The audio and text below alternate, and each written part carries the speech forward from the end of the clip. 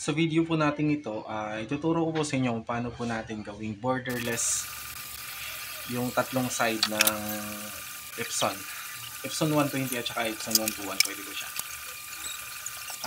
Ngunit yung sa ibabaw po, may ano po siya, 3mm pa rin po. Pero yung sa gilid niya, maximize mo talaga yung ano niya, yung paper niya. Kaya, pwede natin yung Photoshop. So, okay po kung Photoshop po talaga. New. Tapos, dito sa width niya, inches po siya. 8.5, yung height niya is 14 inches po siya. Resolution niya po 300. Gawin ko lang 300. Okay na kung ano yung sa inyo. Dito na naman, file tayo, tapos new. Punta tayo sa photo na gagawin nyo. Ito po siya sa akin. Crop lang po natin. Gawin natin ditong 211. Tapos yung sa height niya 295. Yan. So, center lang po natin yung photo. And then, punta tayo sa ginawa natin kanina. So, dito, view natin yung ruler.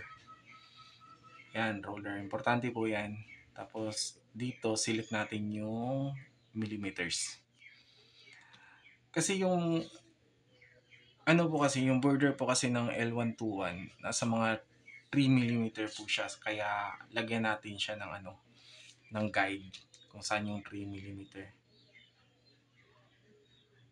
Yan, 3mm po siya. Yan, 3mm.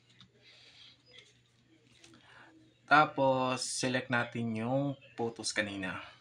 Ito. Yan. Tapos, balik tayo dito. Control V lang po. O paste lang po natin dito. Tapos, Control T for transform. And then, yung width niya, gawin natin 211. Kung ano yung width kanina, yan po din yung ilalagay niyo po dito. 211 po. So, yung sa height niya, okay na po yan. Automatic na po yan maglalagay ng 295. So, yan. Tapos, drag natin papunta yung sa guide na nilagay natin kanina. Yan. Center lang po natin. Yung sa left and right border po natin, dapat pareho po siya. Yan. Yung sa ibabaw, yan po yung guide natin kanina. Tapos, dito, Control P po natin. Yan yung lalabas. Punta tayo sa printer settings. Tapos dito sa importante ito, document size dapat yung na-encode mo kanina na 8.5 by 14. Ito siya. Saan na yun?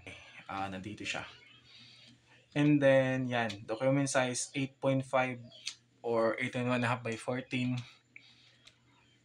At saka output setting niya dapat same as the document size. So kayo na po yung bahala sa ano niya, sa color correction niya. O kung ano po yung paper type nyo po or quality niya. Yan. Tapos, print. Yan.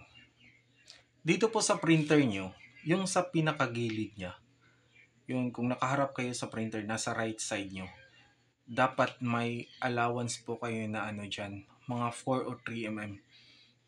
Pero sa akin, ano po siya, yung sa may ibabaw niya, ito, yung sa gilid niya, dapat nahahawakan mo yan siya.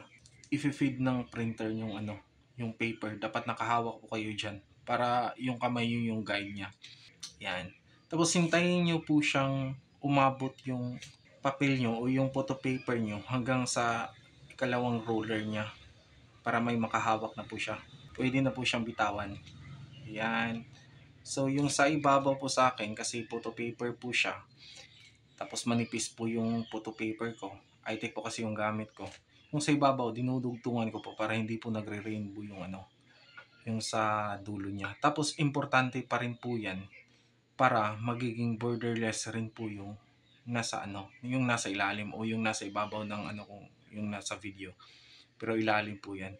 So kung wala po kasing ano, wala po kasing tape na nakalagay, ano po siya, may border rin po yung ilalim. Pero kapag meron nito, magiging borderless rin yan. Okay, sa mga ibang tutorial po about sa printer o ibang crafting po natin, follow lang po kayo sa page namin. Thank you po.